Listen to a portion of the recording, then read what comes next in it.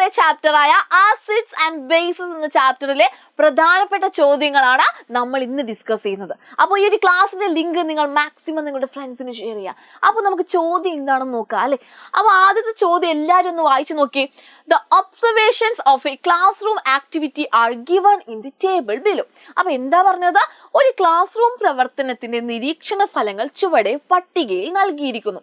അപ്പൊ ആദ്യത്തെ കോളത്തിൽ എന്താ കൊടുത്തിട്ടുള്ളത്? സബ്സ്റ്റൻസ് ടെസ്റ്റഡ് അല്ലെ, പരീക്ഷണ വസ്തുവാണ് പറഞ്ഞിട്ടുള്ളത്. ഇനി രണ്ടാമത്തേലോ കളർ ചേഞ്ച് ആണ്, നിറം മാറ്റമാണ്. ഓക്കെ, അപ്പൊ ഒന്നാമത്തെ ഈ ഒരു കോളത്തിൽ പരീക്ഷണ വസ്തുക്കൾ നമുക്ക് അറിയുന്നത് തന്നെയാണ് അല്ലെ. നമ്മൾ ഈ ആസിഡ്സ് ആൻഡ് ബേസസ് എന്ന ചാപ്റ്ററിൽ പരിചയപ്പെട്ട കുറെ സൊല്യൂഷൻസ് ഒക്കെ ഉണ്ട് അല്ലെ, അതാണ് ഇവിടെ കൊടുത്തിട്ടുള്ളത്. ഇതിൽ എന്തുണ്ട്? ആസിഡ് ഉണ്ട്, ബേസ് ഉണ്ട് അല്ലെ, ന്യൂട്രൽ ആയിട്ടുള്ള സൊല്യൂഷൻസ് ഒക്കെ ഉണ്ട് എന്ന് നിങ്ങൾക്ക് അറിയാം. അതേപോലെ തന്നെ നോക്കുക, നിറം മാറ്റം നോക്കുമ്പോൾ നിങ്ങൾ എന്താ കാണുന്നത്? ലിറ്റ്മസ് പേപ്പറിന്റെ നിറം മാറ്റമാണ് അല്ലെ. അതായത് ആക്ടിവിറ്റി എന്താ മക്കളെ? ആക്ടിവിറ്റി എന്താ ഇവിടെ ചെയ്തിട്ടുള്ളത്? ബ്ലൂ ലിറ്റ്മസ് പേപ്പറും റെഡ് ലിറ്റ്മസ് പേപ്പറും യൂസ് ചെയ്തിട്ടുള്ള ആക്ടിവിറ്റിയാണ് ക്ലാസ് റൂമിൽ നടത്തിയിട്ടുള്ളത് അല്ലെ. അപ്പൊ നമുക്കിനി ഓരോന്നും എന്താണെന്ന് നോക്കാം അല്ലെ. അപ്പൊ ആദ്യം ലൈം ജ്യൂസ് അല്ലെ, നാരങ്ങാനീര്. നാരങ്ങാനീരില് ബ്ലൂ ലിറ്റ്മസ് പേപ്പർ ഡിപ്പ് ചെയ്തപ്പോൾ അത് എന്തായിട്ടാ മാറിയത്? റെഡ് കളർ ആയിട്ടാണ് മാറിയത്. ഇനി അടുത്ത് നോക്കിയേ, ലൈം വാട്ടർ അല്ലെ, ചുണ്ണാമ്പ് വെള്ളം. ചുണ്ണാമ്പ് വെള്ളത്തില് റെഡ് ലിറ്റ്മസ് പേപ്പർ ഡിപ്പ് ചെയ്ത് വെച്ചപ്പോൾ അത് എന്തായിട്ടാ മാറിയത്? ബ്ലൂ കളർ ആയിട്ടാണ് മാറിയത്. ഇനി അടുത്ത് നോക്കിയേ, പ്യുവർ വാട്ടർ, ശുദ്ധജലം അല്ലെ. അവിടെ നിറം മാറ്റം ഒന്നും ഉണ്ടായിട്ടില്ല അല്ലെ, നിറം മാറ്റമില്ല, നോ ചേഞ്ച് ആണ്. ഇനി അടുത്ത വിനാഗിരി അല്ലെ, വിനാഗിരിയിൽ നമ്മൾ ബ്ലൂ ലിറ്റ്മസ് പേപ്പർ ഡിപ്പ് ചെയ്ത് വെച്ചപ്പോൾ അത് റെഡ് ആയിട്ട് മാറി. ഇനി അടുത്ത നോക്കിയേ, സൊല്യൂഷൻ ഓഫ് ആഷ്, ചാരവെള്ളം. ചാരവെള്ളത്തിൽ നമ്മൾ റെഡ് ലിറ്റ്മസ് പേപ്പർ ഡിപ്പ് ചെയ്ത് വെച്ചപ്പോൾ അത് എന്തായിട്ടാ മക്കളെ മാറിയത്? ബ്ലൂ ആയിട്ട് മാറി. ആൻഡ് ലാസ്റ്റ് എന്താടാ? സാൾട്ട് വാട്ടർ, ഉപ്പുവെള്ളം അല്ലെ. ഉപ്പുവെള്ളത്തിൽ നമ്മൾ ലിറ്റ്മസ് പേപ്പർ ബ്ലൂ ആയിക്കോട്ടെ റെഡ് ആയിക്കോട്ടെ ഡിപ്പ് ചെയ്ത് വെച്ചാൽ എന്താ ഉണ്ടാവുക? നോ ചേഞ്ച് ആണ് അല്ലെ, നിറം മാറ്റമൊന്നും സംഭവിക്കുന്നില്ല. ഓക്കെ, അപ്പൊ നോക്കന്നെ മക്കള്, ഈ തന്നിരിക്കുന്ന പരീക്ഷണ വസ്തുക്കളില് സോർ ടേസ്റ്റ് ഉള്ള ആൾക്കാരില്ലേ, അതേപോലെ തന്നെ ബിറ്റർ ടേസ്റ്റ് ഉള്ള ആൾക്കാരുണ്ട് അല്ലെ. സോർ ടേസ്റ്റ് ഉള്ള ആൾക്കാർ ആരൊക്കെയാണ്? സോർ ടേസ്റ്റ്, പുളി രുചിയുള്ളത്. ഈ പുളി രുചിയുള്ള ആൾക്കാര് ബ്ലൂ ലിറ്റ്മസ് പേപ്പറിനെ എന്താക്കി മാറ്റിയിട്ടുണ്ട്? റെഡ് കളറാക്കി മാറ്റിയിട്ടുണ്ട് അല്ലെ. പുളി രുചിയുള്ളത് ആർക്കൊക്കെയാണെന്ന് നോക്കാനും നമുക്കിത്. പുളി രുചിയുള്ള സോർ ടേസ്റ്റ് ആർക്കൊക്കെയാ?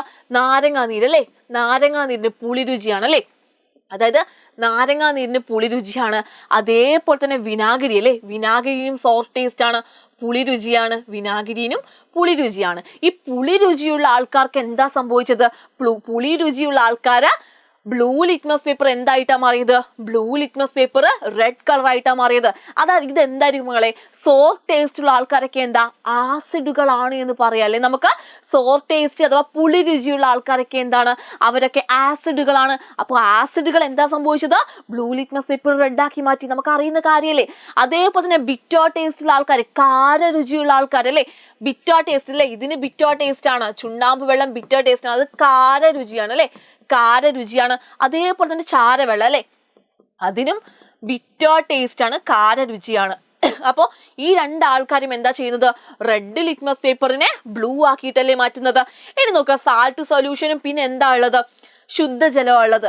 അവയ്ക്ക് ആസിഡിന്റെ സ്വഭാവവും ഇല്ല, അതേപോലെ തന്നെ ബേസിന്റെ സ്വഭാവവും ഇല്ല, ന്യൂട്രൽ ആണ് അല്ലെ. അവര് ന്യൂട്രൽ ആണ്. ശുദ്ധജലവും സാൾട്ട് സൊല്യൂഷനും എന്താ മക്കളെ? അത് ന്യൂട്രൽ ആണ് അല്ലെ, നിർവീര്യമാണ് എന്ന് നമ്മൾ പറയും കേട്ടോ. നിർവീര്യം എന്ന് നമ്മൾ പറയും. അപ്പൊ അവയ്ക്ക് എന്താണ്? ലിറ്റ്മസ് പേപ്പറിൽ നിറം മാറ്റമൊന്നും സംഭവിക്കുന്നില്ല. ഇതാണ് നമുക്കിവിടെ അനലൈസ് ചെയ്യാൻ സാധിക്കുന്നത്. ഇനി ഇതുമായിട്ട് ബന്ധപ്പെട്ട ചോദ്യങ്ങൾ എന്തൊക്കെയാണെന്ന് നോക്കാം അല്ലെ. അപ്പൊ നോക്കേ, classify the substances in the table appropriately. പട്ടികയിൽ തന്നിരിക്കുന്ന പദാർത്ഥങ്ങളെ ഉചിതമായി തരംതിരിക്കുക. അപ്പൊ അതാണ് നമ്മൾ ആദ്യം തന്നെ പറഞ്ഞ കാര്യം തന്നെയാണ് ചോദിച്ചത്. തരംതിരിക്കാനാണ് അല്ലെ, പട്ടികപ്പെടുത്താനാണ്, ക്ലാസിഫൈ ചെയ്യാനാണ് ചോദിച്ചത്. അത് നമ്മൾ എങ്ങനെയാ ക്ലാസിഫൈ ചെയ്യുക? തന്നിരിക്കുന്നതിൽ ആസിഡ് ഉണ്ട് അല്ലെ, സോർ ടേസ്റ്റ് ഉള്ളത് ആസിഡ് ആണ്, ബിറ്റർ ടേസ്റ്റ് ഉള്ളത് ബേസ് ആണ്.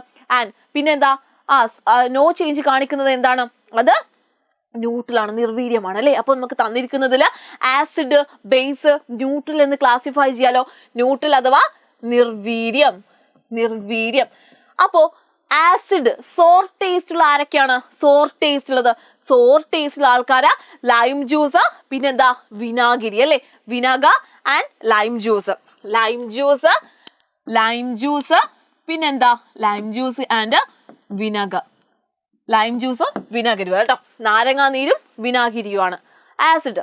ഇനി ബേസ് എന്തൊക്കെയാണ്? ബേസ് നമ്മൾ എന്താണ് പറഞ്ഞത്? ബേസ് ലൈം വാട്ടർ ഉണ്ട് അല്ലെ, പിന്നെ solution of ash, lime water solution of lime water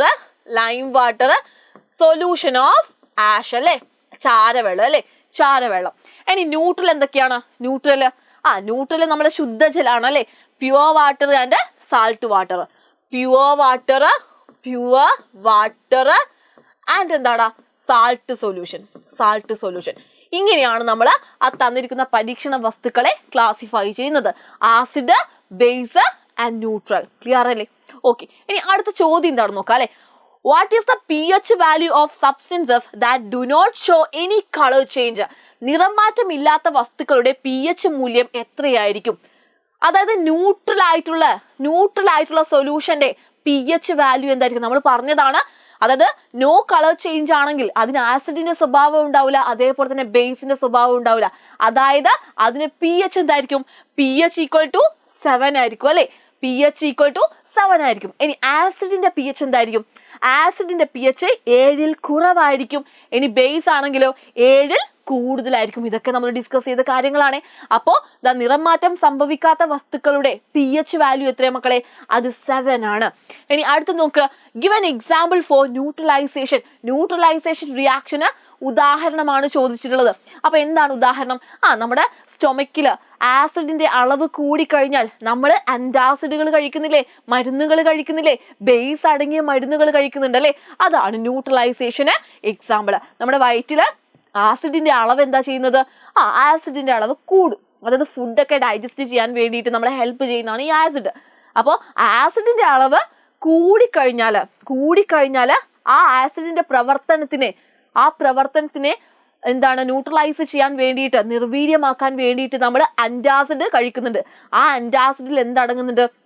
base അടങ്ങുന്നുണ്ട്. Milk of magnesia എന്ന് പറഞ്ഞ ആന്റാസിഡുകളൊക്കെ നമ്മൾ ആസിഡിറ്റി വന്നു കഴിഞ്ഞാൽ കഴിക്കുന്നുണ്ട്. അതാണ് ന്യൂട്രലൈസേഷൻ ഒരു എക്സാമ്പിൾ. നമുക്ക് വേറെ എക്സാമ്പിളും പറയാം. മണ്ണിന്റെ അസിഡിറ്റി കുറക്കാൻ വേണ്ടിയിട്ട് നമ്മൾ കാൽസ്യം ഹൈഡ്രോക്സൈഡ് ആഡ് ചെയ്യുന്നില്ലേ, അതും എന്താണ്? ന്യൂട്രലൈസേഷൻ റിയാക്ഷന് എക്സാമ്പിൾ ആണ്. അപ്പോൾ നോക്കാം നമുക്ക്. Antacids work by neutralizing the acid in your stomach. They do this because the chemical in antacids are bases, which are the opposite of acids. എന്താ പറയുന്നത്? ആമാശയത്തിൽ ആസിഡിന്റെ അളവ് കൂടുന്ന സമയത്ത് ആന്റാസിഡുകൾ കഴിക്കുന്നു. ഇവയിൽ ബേസ് അടങ്ങിയിട്ടുണ്ട്, അത് ആസിഡിന്റെ പ്രവർത്തനത്തിനെ നിർവീര്യമാക്കുന്നു. ഇത്രയും കാര്യങ്ങൾ മാത്രം എഴുതി കൊടുത്താൽ മതി. നമ്മൾ ആന്റാസിഡ് കൺസ്യൂം ചെയ്യുന്നത് മാത്രം നിങ്ങൾ ന്യൂട്രലൈസേഷൻ റിയാക്ഷന് എക്സാമ്പിൾ എഴുതി കൊടുത്താൽ മതി. അതേപോലെ തന്നെ മണ്ണിന്റെ ആസിഡിറ്റി കുറക്കാൻ വേണ്ടിയിട്ട് കാൽസ്യം ഹൈഡ്രോക്സൈഡ് ആഡ് ചെയ്യുന്നില്ലേ, അതും ന്യൂട്രലൈസേഷൻ നിർവീരീകരണത്തിന് ഉദാഹരണമാണ്. ഓക്കെ, ഇനി നമുക്ക് അടുത്ത ചോദ്യം എന്താണെന്ന് നോക്കാം അല്ലെ. Following are the findings of some experiments with the acid. ആസിഡുമായി ബന്ധപ്പെട്ട ചില പരീക്ഷണ പ്രവർത്തനങ്ങളുടെ കണ്ടെത്തലുകൾ താഴെ കൊടുത്തിരിക്കുന്നുണ്ട്. അപ്പൊ എന്തൊക്കെയാണെന്ന് നോക്കാലോ. A piece of paper rubbed with hibiscus changes colour when dipped in lemon juice. എന്താ പറയുന്നത്? ചെമ്പരത്തിപ്പൂവ് ഉരച്ച കടലാസ നാരങ്ങ നീരിൽ മുക്കുമ്പോൾ നിറം മാറുന്നു. ഇനി അടുത്തതോ, buttermilk, vinegar, lemon juice and tamarind have a common taste. മോര്, വിനാഗിരി, നാരങ്ങ നീര്, വാളൻ പുളി എന്നിവയ്ക്ക് പൊതുരുചിയാണ്. ഇനി അടുത്ത എന്താ? Bubbles from when zinc is added to vinegar അല്ലെ, അതായത് വിനാഗിരിയിൽ സിങ്ക് ആഡ് ചെയ്തപ്പോൾ ബബിൾ ഉണ്ടായിട്ടുണ്ട്. അപ്പൊ ഇത്രയുമാണ് പറഞ്ഞിട്ടുള്ളത്. അപ്പൊ ഇതൊക്കെ എന്താണ്? ഇതൊക്കെ ആസിഡ്സിന്റെ ഒക്കെ എന്താണ് പൊതുവായിട്ടുള്ള കുറച്ച് സവിശേഷതകളൊക്കെ അല്ലേ. ഓക്കെ, അപ്പൊ ഇതിനെ ബേസ് ചെയ്തിട്ട് എന്തൊക്കെയാ ചോദ്യങ്ങൾ ചോദിക്കുന്നത് നോക്കാം അല്ലെ. ആദ്യത്തെ ചോദ്യം, examine the findings and write the general properties of acids. അപ്പൊ നമ്മളോട് എന്താ പറഞ്ഞിട്ടുള്ളത്? General properties of acid. ആസിഡിന്റെ ജനറൽ പ്രോപ്പർട്ടീസ് എന്തൊക്കെയാണെന്നാണ് ചോദിച്ചിട്ടുള്ളത്. ഓക്കെ, അപ്പോൾ ആസിഡിന്റെ ജനറൽ പ്രോപ്പർട്ടീസ് എന്തൊക്കെയാണ്? ആസിഡിന് സോർ ടേസ്റ്റ് ആണ് അല്ലെ. നമ്മൾ അതിന്റെ കൂടെ മിസ് ബേസും കൂടി കൊടുത്തിട്ടുണ്ട് കേട്ടോ. ബേസ് എക്സാമിന് ചോദിച്ചാൽ നിങ്ങൾക്ക് എഴുതി കൊടുക്കാം. പക്ഷെ ഇവിടെ എന്ത് മാത്രം എഴുതി കൊടുത്താൽ മതി? ഇവിടെ ആസിഡ് മാത്രം എഴുതി കൊടുത്താൽ മതിയേ. ഇവിടെ നമ്മളോട് ചോദിച്ചത് ആസിഡ് മാത്രമാണ്, നിങ്ങൾ ആസിഡ് മാത്രം എഴുതി കൊടുത്താൽ മതി. ഓക്കെ, അപ്പോൾ ഇതാ ഇവിടെ തന്നിരിക്കുന്നത് കുറെ ആസിഡിന്റെ കുറച്ച് പ്രോപ്പർട്ടീസ് ഒക്കെ അല്ലേ. ഓക്കെ, അപ്പോൾ ആസിഡിന്റെ പൊതുവായിട്ടുള്ള കുറച്ച് പ്രോപ്പർട്ടീസ് ആണ് നമ്മളോട് ചോദിച്ചത്. ആസിഡിന് സോർ ടേസ്റ്റ് ആണ് അല്ലെ. ഒന്നാമത്തെ കാര്യം എന്താണ്? ആസിഡിന് സോർ ടേസ്റ്റ് ആണ്. ആസിഡിന് പുളി രുചിയാണ്. ഇനി എന്താണ്, നീല ലിറ്റ്മസ് പേപ്പറിനെ ചുവപ്പാക്കുന്നുണ്ട്. അതേപോലെ തന്നെ നോക്കുക, നീല ലിറ്റ്മസ് പേപ്പറിനെ ചുവപ്പാക്കുന്നുണ്ട്. ലോഹങ്ങളുമായിട്ട് പ്രവർത്തിച്ച് ഹൈഡ്രജൻ വാതകം ഉണ്ടാകുന്നുണ്ട്. പിന്നെ എന്താ, തൊടുമ്പോൾ വഴുവഴുപ്പ് അനുഭവപ്പെടുന്നില്ല, സ്ലിപ്പറി ടച്ച് ഇല്ല. ഇനി അടുത്തത്, ഫിനാഫ്തലിൻ ചേർക്കുമ്പോൾ നിറവ്യത്യാസം തരുന്നില്ല. ഫിനാഫ്തലിൻ ആസിഡിൽ ആഡ് ചെയ്യുമ്പോൾ നമുക്ക് കളർ ചേഞ്ച് ഉണ്ടാവുന്നില്ല, കളർലെസ് ആണ്. അതേപോലെ തന്നെ മിഥൈൽ ഓറഞ്ച് ആണെങ്കിലോ ചുവപ്പ് നിറമായിട്ടാണ് മാറുന്നത്. അപ്പൊ ഇത്രയുമാണ് ആസിഡിന്റെ പ്രോപ്പർട്ടീസിൽ നിങ്ങൾ എഴുതി കൊടുക്കേണ്ട കാര്യങ്ങൾ. അപ്പൊ നമുക്ക് സ്ലിപ്പറി ടച്ച് ഇല്ല എന്ന് പറയുന്നുണ്ട്, മിഥൈൽ ഓറഞ്ചിൽ റെഡ് ആണ് ആൻഡ് ഫിനോഫ്തലിൽ കളർലെസ് ആണെന്നൊക്കെ പറയുന്നുണ്ട്. ഇതിന്റെ കൂടെ നിങ്ങൾക്ക് pH എഴുതി കൊടുക്കാം. ആസിഡിന്റെ pH <7 ആണ്, 7 കുറവാണ് എന്ന് നിങ്ങൾക്ക് എഴുതി കൊടുക്കാം. ഓക്കെ, അപ്പൊ പ്രോപ്പർട്ടീസ് വളരെ ഇമ്പോർട്ടന്റ് ആണ്. ഇവിടെ നിങ്ങളോട് ചോദിച്ചത് ആസിഡ് മാത്രമാണ്, മിസ് ഇവിടെ ബേസും കൂടി ഇൻക്ലൂഡ് ചെയ്തിട്ടുണ്ട്. ഓക്കെ, അപ്പൊ നോക്കിയേ അടുത്തത്, name 2 acids used in laboratory. നമ്മളെ ലാബുകളിൽ യൂസ് ചെയ്യുന്ന ആസിഡിന് എക്സാമ്പിൾ ആണ് ചോദിച്ചത്. ഏതൊക്കെയായിരിക്കും മക്കളെ? സൾഫ്യൂറിക് ആസിഡ് എക്സാമ്പിൾ അല്ലേ? സൾഫ്യൂറിക് ആസിഡ് എക്സാമ്പിൾ ആണ്. അതേപോലെ തന്നെ നൈട്രിക് ആസിഡ് എക്സാമ്പിൾ ആണ്. ഇനി എന്താ, ഹൈഡ്രോക്ലോറിക് ആസിഡ്,